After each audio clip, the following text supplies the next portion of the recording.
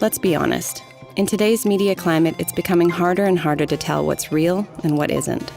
Every day, we're bombarded with information that's intentionally trying to change the way we think about our world, our government, and even each other. And the scary thing is, it seems like it's working. But how exactly does misinformation work? And is there any way of stopping it? Historically, there were very few sources of information. That's Scott Shane, a journalist who won 2 Pulitzer Prizes for his reporting on influence campaigns.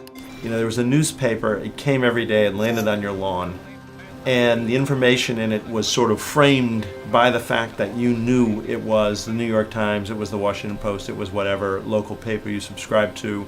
And that came with a certain set of expectations and a certain editing process. But now, with the internet, we're seeing a kind of editorial Wild West, where we see established news sources presented on the same level as unedited and unverified user-generated content. There are ways in which that's a great thing. The democratization of information has a lot of positive things about it, but I think it does empower not just people with disinformation, people with extreme points of view. They've always existed, but they didn't have this kind of platform. And those platforms can be massive.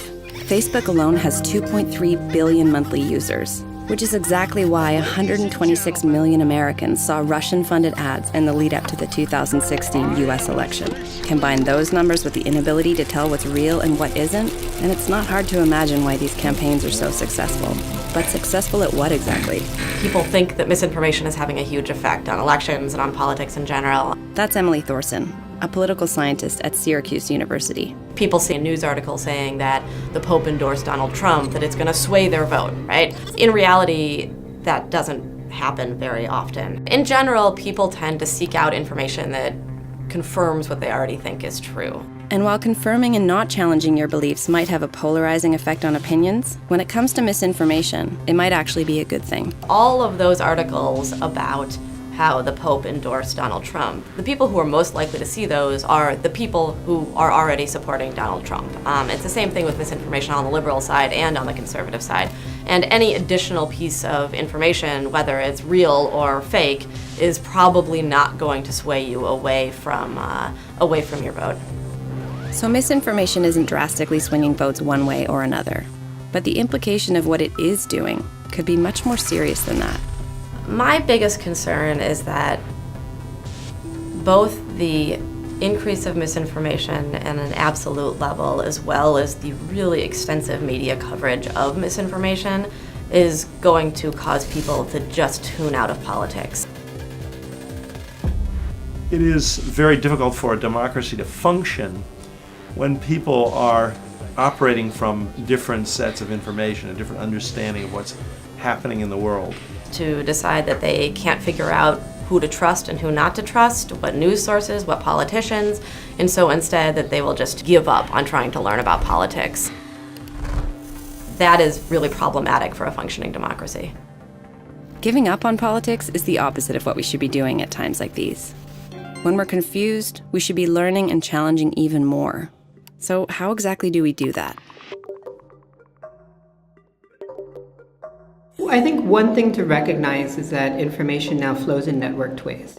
And so as individuals, we all have a role to play in shaping our information environments, to start examining these common tropes of misinformation and have a conversation about what it really means to spread misinformation, to understand its dynamics, and to recognize manipulation when it might be happening. The more that you are educated about the policy issues that matter to you, whether that's immigration, whether that's healthcare, the more you know about it, the less likely it will be that you will be swayed or affected by misinformation. The internet, of course, can present you with this stuff, or you get it from your friend on Facebook.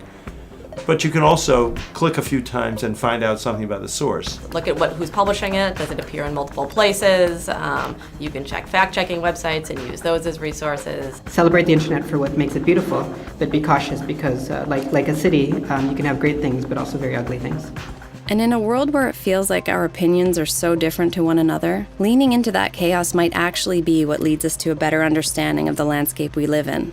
In general, I think having a diverse media environment is really critical to a democracy, and to hearing from many different voices, hearing from many different perspectives. In this country, if you watch MSNBC in the evening for an hour and then watch Fox for an hour, you may wonder, if they're on different planets, but you will have your ideas challenged. Because the future of our democracy relies on us doing exactly that. We have to find out what the facts are.